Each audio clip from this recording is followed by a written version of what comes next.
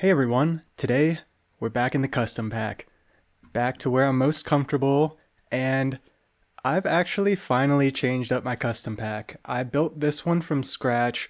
I'm hoping to expand on this one further. You'll see some similar pets, but tier 1, 2, and 3, I really tried to pick a lot of different pets that I didn't have in the past. Babusi is no longer in here. Of course, I still have Hatching Chick and Giraffe and Beta Fish. You got to get stats somehow in the early game, right? So if you look at the later tiers as well, I have a lot of the Ailment Pets. So Red Dragon, Boitata, Cuttlefish, Manticore, of course. And I wasn't necessarily going for a specific build. I just kind of wanted to have just a general ailment build to just replace the perks on the other team and see if I can kind of brute force a mixture of using these ailment pets as well as some decent scaling and just kind of see how it holds up in custom packs. Now this run, as you probably saw in the thumbnail, it turns into the primary ailment pet we use is the pet that gives dazed, and I'm forgetting the name right now. Looks like that little Pokemon, right? Why am I thinking of Oddish? I don't know why.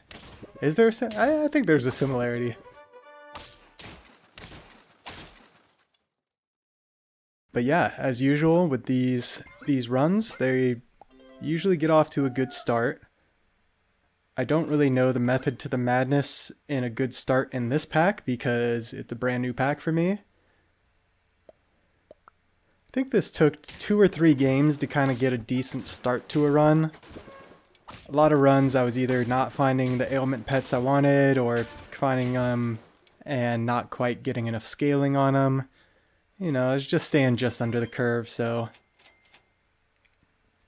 lots of potential level ups. Triple Frost Wolf, had to pass it up because the board is kind of locked. I guess we could have sold the Groundhog, but I didn't want to invest in the Triple Frost Wolf. Plenty of other things going on right now. And yeah, fantastic draw. So passing up great pets, and there we go. We get the Mandrake, and then a Manatee shows up as well. So Manatee scaling is one of my favorite scalings in the game, scalers in the game. If you have not seen my 5-of-a-kind Manatee video or my Manatee Crane video, I highly suggest checking them out. It can give you some good tips and tricks for kind of how to use Manatee to scale and get them to survive. On that note, in this pack, I don't have any of those methods to help Manatee, so I basically just need to keep stacking Manatees to keep it alive. But yeah, we see the Mandrake, and I wanted to really focus on the Mandrake. I actually did not focus on it last battle, because I want to see how much value I really get out of a Mandrake. So, does not look, yeah, it just hit the Dumbo Octopus there, so no value there.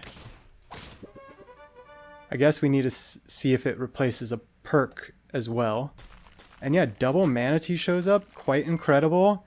Decide to take the level, sell, and bring in the monkeys. So now we have some hardcore scaling going on. It feels good. And yeah, we're going big Mandrake.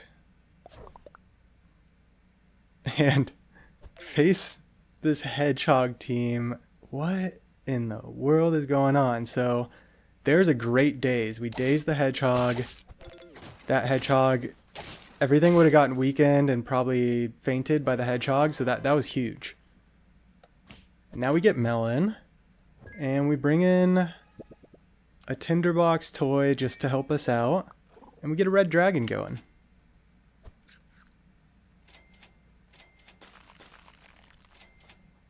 So I figure it's a great team where at the beginning of battle you're basically replacing equipment on the other team.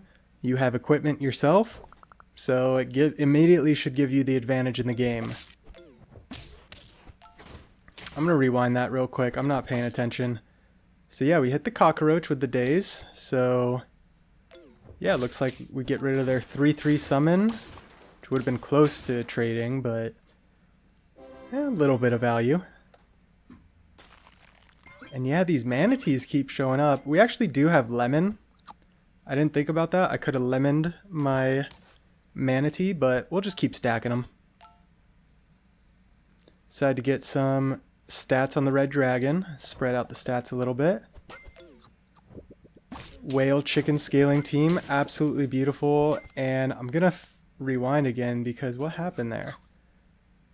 Tier 2 or lower, they don't have any tier 2s. So yeah, we're at the point in the game where we really need to level this Mandrake. But the crispy boy takes care of the turkey. So you see there, it's one simple red dragon. It's all it took to completely mess that team up. You don't necessarily need to run like crazy synergies with Ailment Pets. I think they're strong enough to where you can just roll with some Ailment Pets and get the job done. And yeah, this game, there's some interesting things that are going to happen here soon. It's kind of a, yeah, we'll just let it play out. So there's the squid, faint, use trumpets to make the last couple enemies inked. And wait, why did that work? Why is this working? We have a bug to submit. Okay. Hey, I finally found something that happened before somebody pointed out in the comments at least. Usually somebody's like, hey, did you notice this? I'm like, no, thanks for pointing that out. It's like, I need to pay attention to my own runs. So take the red dragon level up, and the stego shows up, but then I see the Ketsi, and we have the Mandrake frozen, so I figured this is a level 3 Mandrake waiting to happen. That's pretty cool. And we hit the crab, so the crab doesn't copy the health. Whoa, that's a pretty cool one there. Unfortunately, they have a level 3 caterpillar, so I think we still lose. Oh, just barely. But that's okay, we have the hearts to spare. Man, that was a really cool one, preventing the crab.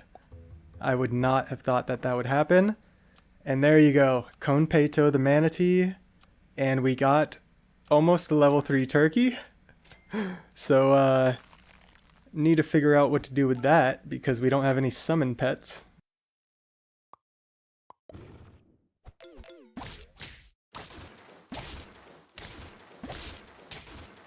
And this run's really funny because, like, we almost had a level 3 manatee, transform it, we had a T-Rex and a monkey, then we sold the T-Rex, now we bring the T-Rex back in. It's funny how you just, like, end up not committing to a certain pet, and then you're like, wait, no, I'll bring it in. Now we sell the monkey for, like, a stinky sock, I'm guessing. Or no, we take a flashlight because we have the hearts. So very interesting, and yeah, of course, I take the cuttlefish to make the last enemy inked. So I figure cuttlefish second position is good. You don't want it necessarily. I guess first position would have been okay because the crisp would have activated. And we hit the Nessie, a level 2 Nessie with 6 rolls. So yeah, that would have been a huge Nessie boat. I think we for sure would have lost that. The Mandrake is actually legit. There's another Konpeito. We get a questing beast. Not satisfied with it. So we hit it again, and we get a level 3 stego. And considering there's 2 low statted things on our team, without perks or equipment, the T-Rex and the cuttlefish, it's guaranteed to get hit by the stego. One of those units will be a 50-50. If you see the stats on their team, level 3 stego is just absolutely absurd. And we actually hit their stonefish, which is pretty cool, but we don't get any value from it, unfortunately. So yeah, the Mandrake and the Ailments, you can definitely use them without necessarily having a synergy. Just throw them on your team, and honestly, I mean, once I got the stego, it was pretty much a GG, but the stats on the team without considering the stego aren't that great for turn 14. I'd say this is kind of normal scaling for turn 14. You're approaching a 50-50, another guy's halfway there. It's not great stats in the end, so yeah, this run was pretty fun. I just figured short and sweet, highlight the Mandrake here. It's a really cool pet, so let me know what you think in the comments. If you hung around this long, I really do appreciate it. Feel free to like, comment, subscribe. Have a fantastic day. We'll catch you in the next one.